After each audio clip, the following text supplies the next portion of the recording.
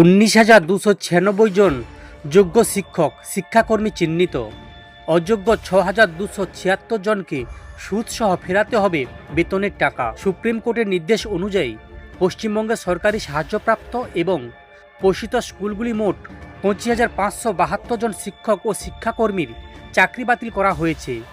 এই সংখ্যা অনুযায়ী 6,276 জন প্রার্থীকে অযোগ্য হিসেবে সুপ্রিম কোর্ট স্পষ্টভাবে চিহ্নিত করেছে। আদালতের পর্যবেক্ষণ অনুযায়ী এই নিয়োগ প্রক্রিয়ায় একাধিক অনিয়ম ঘটেছে, যার মধ্যে রয়েছে প্যানেল বহির্ভূত নিয়োগ, র্যাঙ্কজাম এবং ওএমআর শিট কারচুপি। প্যানেল বহির্ভূত নিয়োগ 1,498 জন, র্যাঙ্কজাম করা প্রার্থী 926 জন, ওএমআর শিট কারচুপি সত্ত্বেও নিয়োগপ্রাপ্ত 4,091 জন, যাদের নাম একাধিক অনিয়মে জড়িত, যেমন ওএমআর শিট কারচুপি এবং জালিয়াতি উভয়ই করেছে 239 জন।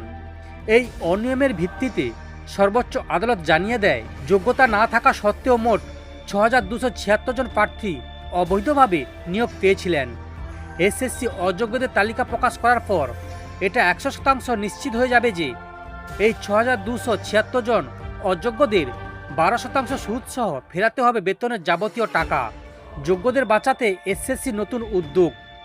এসএসসি ইতিমধ্যে শিক্ষা দপ্তরের কাছে নতুন একটি তালিকা ইমেল মারফত পাঠিয়েছে, যেখানে প্রায় 19,296 জন প্রার্থীর নাম রয়েছে, যাদের বিরুদ্ধে কোনো অভিযোগ প্রমাণিত হয়নি এবং যাদের আদালত অযোগ্য হিসেবে চিহ্নিত করেনি। তালিকায় প্রার্থীদের নাম ছাড়াও রয়েছে সংশ্লিষ্ট স্কুলের নাম ও অন্যান্য তথ্য। এই তালিকা পাঠানোর উদ্দেশ্যে শিক্ষা দপ্তর যাচাই করে চূড়ান্ত সিদ্ধান্ত গ্রহণ করবে এবং প্রয়োজনে পুনর্নিয়োগ সংক্রান্ত পদক্ষেপ নেওয়া হবে।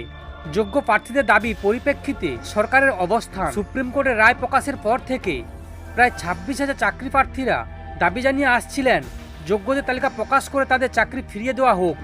গত শুক্রবার এ সংক্রান্ত দাবি নিয়ে রাজ্যের শিক্ষামন্ত্রী ব্রাত্য বসুর সঙ্গে দেখা করেন প্রার্থীদের একটি প্রতিনিধি দল। বৈঠকে এসএসসির চেয়ারম্যান জানান, যোগ্য এবং অযোগ্যদের প্রথম তালিকা তৈরির কাজ ইতিমধ্যে শুরু হয়েছে এবং আইনি পরামর্শের ভিত্তিতে 21 এপ্রিল 2025-এর মধ্যে তালিকা প্রকাশের সম্ভাবনা রয়েছে। শিক্ষা দপ্তর সূত্রে জানা গেছে, এসএসসি পাঠানো তালিকা যাচাই করে প্রয়োজনীয় আইনত ব্যবস্থা নেওয়া হবে। যোগ্য প্রার্থীদের পুনর্বহালের বিষয়ে পরবর্তী সিদ্ধান্ত নেবে সরকার, যা আদালতের নির্দেশ এবং আইন অনুযায়ী হবে।